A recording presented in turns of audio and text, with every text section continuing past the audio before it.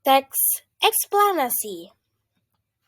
Sebelumnya, apa sih teks eksplanasi itu?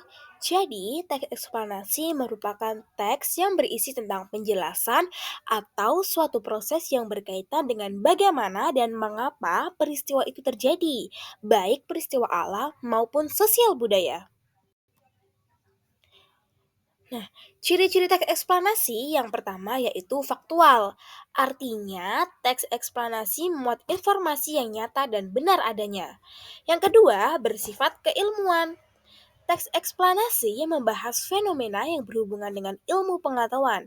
Misalnya, gempa bumi dikaitkan dengan ilmu geografi atau aksi demonstrasi yang dibahas dari sudut pandang ilmu sosiologi. Yang ketiga, yaitu informatif. Teks eksplanasi bertujuan untuk memberikan informasi tanpa mempengaruhi pembaca.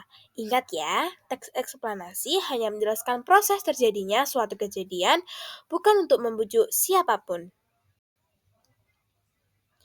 Nah, berikutnya yaitu struktur teks eksplanasi.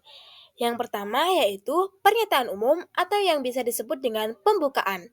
Pernyataan umum berisi tentang topik yang akan dijelaskan seperti proses terjadinya, proses keberadaannya, proses terbentuknya, dan sebagainya. Sifatnya ringkas, menarik, dan jelas sehingga mampu membangkitkan minat pembaca untuk membaca secara detail. Dalam pernyataan umum juga membuat hal-hal yang menjawab pertanyaan tentang peristiwa tersebut, khususnya seperti apa, kenapa, dan bagaimana. Nah, yang kedua ada deretan penjelasan atau isi. Dalam paragraf, penjelas bukan hanya terkait dengan fenomena, tetapi menekankan pada proses bagaimana hal itu bisa terjadi. Biasanya, dalam paragraf tersebut dirincikan sebab dan akibat dari sebuah fenomena yang terjadi. Rincian yang berpola atas pertanyaan bagaimana akan melahirkan uraian yang tersusun secara kronologis ataupun gradual.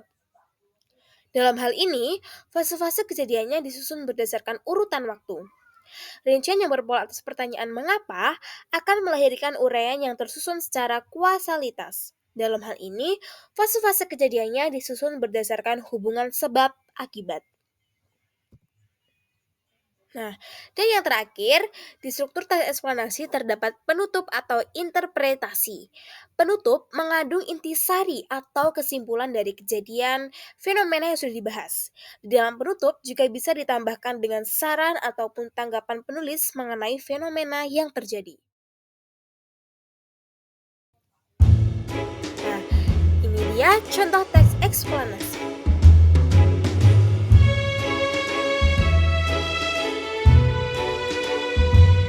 Selanjutnya yaitu kaidah kebahasaan teks eksplanasi. Yang pertama ada konjungsi, pronomina penunjuk, kata pasif, kata denotatif, dan juga kata teknis. Konjungsi adalah kata penghubung yang digunakan untuk menghubungkan kata, frasa, atau klausa. Dalam teks ini, beberapa contoh konjungsi yang digunakan antara lain dan menghubungkan dua ide atau pernyataan seperti dalam, menyerap dampak gelombang badai dan membantu mencegah erosi. Kemudian, sementara itu, sebagai konjungsi temporal untuk menghubungkan dua pernyataan yang saling terkait. Pronomina penunjuk digunakan untuk menunjukkan sesuatu.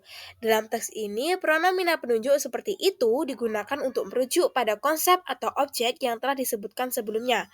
Contohnya, akibatnya kualitas air yang mengalir dari sungai ke muara dan lingkungan laut jadi membaik. Di sini, itu merujuk pada kualitas air.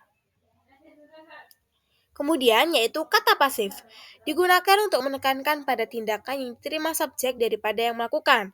Dalam teks ini, penggunaan kata pasif tampak